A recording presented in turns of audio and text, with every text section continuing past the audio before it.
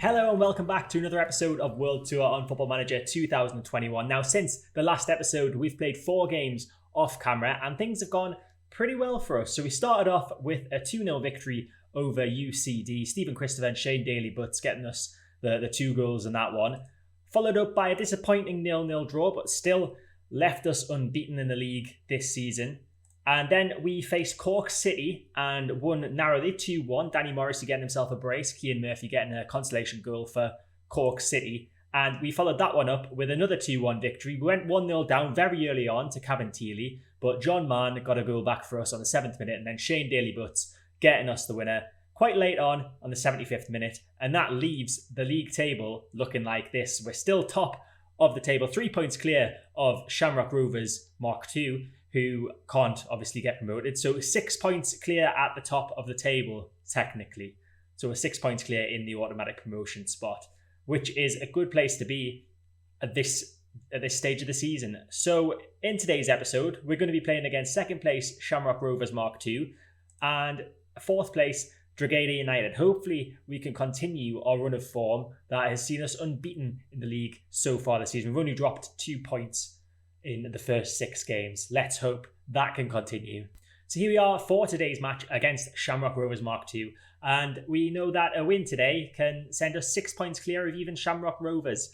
So hopefully we can do that. If we don't, I'm pretty sure this league works on goal difference. So we should stay top anyway. Yeah, league sorting rules, goal difference. So if we do get beat by Shamrock Rovers Mark II, we'll still be top unless they somehow smash us by 6-0. So this is the lineup for the game against Shamrock Rovers Mark II.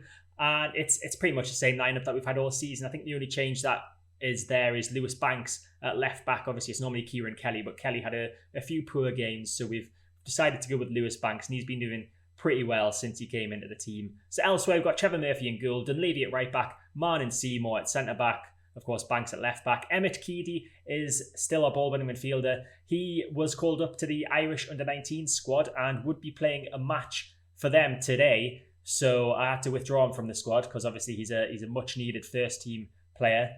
So a bit unfortunate for him, but I'm sure he'll get more chances to play for the Irish team in the future. Sam Verdon and Gary Buckley are his fellow centre midfielders. Stephen Christopher, right wing, Shane Daly-Butts at left wing, and Danny Morrissey, our top scorer of the season so far with 5 goals.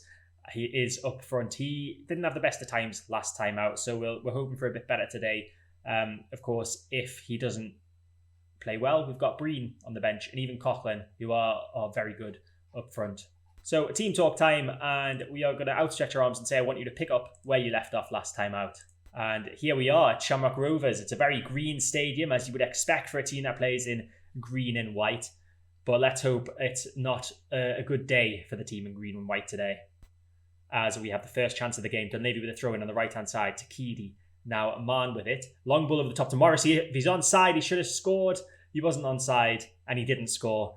But it was nice to see him sort of carving those gaps over the defenders to making the runs for the defender to pass the ball over to him as Dunleavy takes another throw in. It's flicked into the box, cleared by Williams, only to Keedy, who plays that centrally to Buckley. Now out wide right to Dunleavy, the right back. Can he get a ball in the box? Plays the third on the edge. It's Christopher! Stephen Christopher finishes it off brilliantly with his 3rd goal of the season. It was a lovely ball in to Sam Verdon onto the edge of the box by Dunleavy. Buckley with a pass to the right back Dunleavy. Dunleavy, I thought, was going to get the ball into the box. Instead, he plays it to the edge. Verdon, first time pass to Christopher, who beats the goalkeeper at his near post. And it's 1-0 to Sligo. Throw in for Shamrock Rovers. In a dangerous area, it's Williams with the ball down this left-hand side. We need to get a tackle in. We don't. Ball into the box. Clark's there, headed away by Mann. And now Morrissey with the ball. Holds it up well to play it back to Buckley. Now Verdon. Long ball from him to Morrissey. Morrissey's through on goal. It's Danny Morrissey! Off the bar from Morrissey. Almost his 6th goal of the season. A very unfortunate finish there to just hit the crossbar. But he's getting in the right places, which is a good thing. As Clark has the ball on the left-hand side for Shamrock. Ball into the box. Murphy punches it away. Buckley's got it now. And it could be another counter-attacking opportunity with Daly-Butts. Now Morrissey needs to find someone to pass the ball to. Finds Daly-Butts, and that's an excellent save from their goalkeeper. It was a beautiful through ball from Morrissey. Daly-Butts just couldn't apply the correct finish to hit the back of the net as Christopher plays the ball in. Morrissey's there with a header, and that's straight at the goalkeeper. I feel like if that had been either side, that would have been a second goal for us today. Goal kick now. Murphy is going to take it short to Man.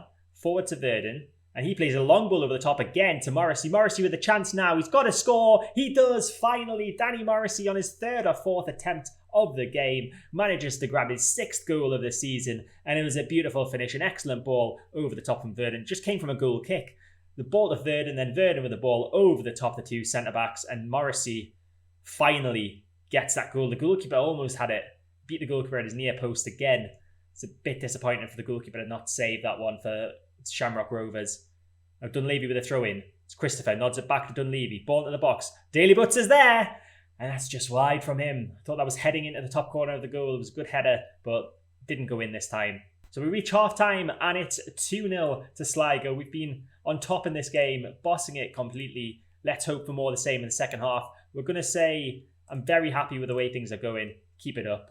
I don't think there's anyone that needs to be taken off for their performance. Seymour's on a yellow, so we might look to take him off a bit later on in the game. Everyone else, condition-wise, is good, so we'll just send them out exactly the same for the second half. So Murphy has the ball. Where's he going to play this out to? He kicks it long. I don't know who that was looking for, but Carey's going to get that at the back for Shamrock, and he plays it back to his goalkeeper. Plays a long ball forward, flicked on. O'Connor's through on goal. It's O'Connor, and it's a great save from Big Trevor in goal. That's what he's there for, to make those types of saves, and he's doing very well for us at the moment. It's Barron with a corner kick for Shamrock, whipped into the box. Murphy comes, Big Trevor comes out and collects that beautifully. So 75 minutes gone, and we're going to make a couple of subs. Seymour's going to come off as he's on a yellow card. We'll bring on Adam Wells in place of him, and then we'll also take off Stephen Christopher, and we can bring on Ronan Coughlin at right wing. 5 minutes to go. It looks like there's a chance from a free kick. Coughlin whips it in, headed away by Carey. And it's Keedy now with the ball. Plays it back to the right back Dunleavy. Now Banks. Ball forward, headed away by Williams, but we've still got a chance now. Buckley. Daly Boots looking for Morrissey, but Pinnock clears that well, and it's a counter-attacking opportunity of sorts for Shamrock Rovers. O'Connor not really with much support there. Finds Gorman to his right. Gorman comes into the box. That looked like a perfectly good tackle from Banks there. I don't know why that's a penalty. But penalty it is. Shamrock Rovers with a chance to get a goal back now. It's O'Connor to take the penalty. Can Big Trev be the saviour? He can't. It's 2-1 with 5 minutes to go. And I'll make the change that I was going to make at the start of that highlight, which was Thomas Breen coming on for Shane Daly Boots. And hopefully this highlight's not going to come to a Shamrock Rovers equaliser. It's Coughlin with the ball. Running down this right-hand side. Gets fouled by Carey, and that's a free kick. Free kick. Coughlin takes it to the back post. Morrissey's there. It's offside. I thought he'd got his second of the game. Unfortunately for him, he hadn't, but that is full time, and we have managed to win 2-1 quite comprehensively in the end. Despite the fact they had better XG than us, we managed to win 2-1. More shots from us than them. A very good victory, I would say, against our closest rivals so far this season. So well done, lads. That was a good win for us. And as I said, that sends us 6 points clear of second place Shamrock Rovers and 8 points clear of our nearest rival who can actually get promoted from this league. Some unfortunate news for the next game. Will Seymour is going to miss it as he has picked up a one-match ban for collecting 4 yellow cards. He's been fined a day's wages in accordance with the agreed code of conduct. Hopefully he doesn't pick up too many more this season because he is one of our key players. You can see there he's just accepted the fine. It's time for the monthly awards, and it's been announced that I've won the Irish First Division Manager of the Month award for, what month are we in? March.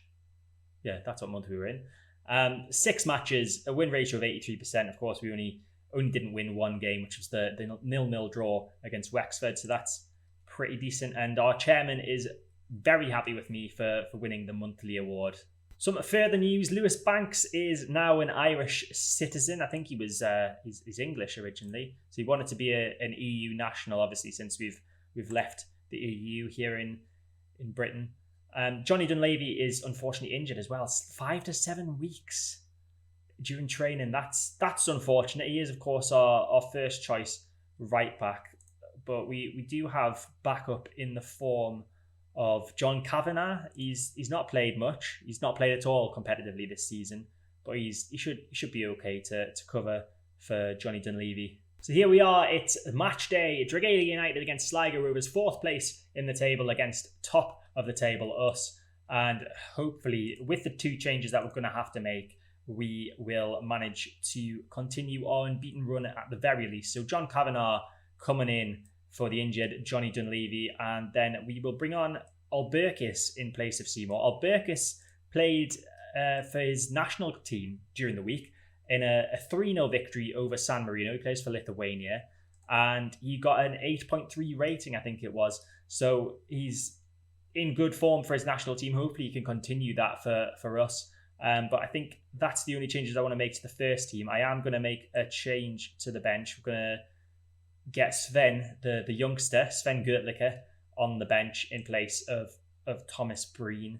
Hopefully we can give him a few minutes in today's match, because obviously he's only 16 years old. So the odd 10 minutes here and there is going to be good for his growth as a player. But this is the lineup that we're going with, just the 2 changes to the first team.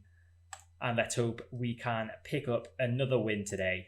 So, team talk time. And we are going to say, I wanted to pick up where you left off last time. It seemed to work last time, so let's hope it does this time too. As the players are lined up in very different kits to what I've seen Sligo in. I don't think I've seen us play in this kit before. I may be wrong. We're playing in our navy blue kit. Drogheda are playing in a red and blue kit. In fact, are we both playing in red and blue kits? We are, just slightly different style. But this is us on the ball anyway with Verdon. Now Buckley to Banks. They're a slightly lighter blue, their kit. But enough of the kit talk. Verdon with the ball in the box. Morrissey's there, straight at the goalkeeper, McNicholas, who gives that straight back to us. Buckley now to Christopher. Back to Keedy. Long ball over the top. Daly Butts. Buckley's on the edge of the box. Gary Buckley with an absolute rocket into the bottom right-hand corner of the goal there. Beautiful goal. It's arguably the fault of the goalkeeper for rushing his clearance. He caught the header from Morrissey and then decided to just smash it out to us. And we got back on the attack straight away, and Gary Buckley finishing from a Daly Butts assist. Throw in, deep in their half. Kavanagh takes, Christopher flicks on. It's headed away by Markew, but we've got it on the edge of the box with Verdon. Now Buckley again! He's got his second, and that one's even better than the first. Buckley running onto it from the edge of the box, and he just smashes that to the goalkeeper's right-hand side. There was no saving that. Headed away by Markew, nodded down, and then Verdon played it across, saw Buckley coming. Buckley just smashes that past the goalkeeper in the top left-hand corner of the goal. 2-0 Sligo, and we are running away with this at the minute. So it's half-time, and we are well on top in this game against Drogheda. So we're going to say things are going well, but I know you're capable of even better. There was an injury concern in that first half for John Kavanagh, a potential foot injury. It says he wants to stay on, but the injury's affecting him, so we're going to have to take him off. What we'll do is we'll move Lewis Banks, who can play it right back, to that position. Then Kavanagh will come off. Kieran Kelly on for him. In terms of people's performances, everyone seems to be doing okay. It's quite average, apart from the 3 standout green players. But we're 2-0 up, so it's not really much to be concerned about. So we'll just leave it with that one change there. Kieran Kelly coming on for the injured John Kavanagh. It's a throw-in, deep in their half again. It could be a chance for a third, possibly. Buckley, of course, is on a hat-trick. Ball played into the box. Morrissey's there, plays it back to Daly Butts, and that is smashed into the top corner of the goal. Another great finish from our team. Morrissey, I thought he was going to take it himself. I didn't know what he was doing when he nodded that ball back. Keedy played it to Verdon, who plays the ball into the box to Morrissey. Plays it back to Daly Butts, who smashes it on the volley past the goalkeeper. No chance he could save that one. And it's 3-0 to Sligo. We're not just running away with this game. At the minute, we're running away with the league. We're about 9 points clear of third place at the minute. Noon with a corner for Drogheda. And that's a goal from Flavio Markew.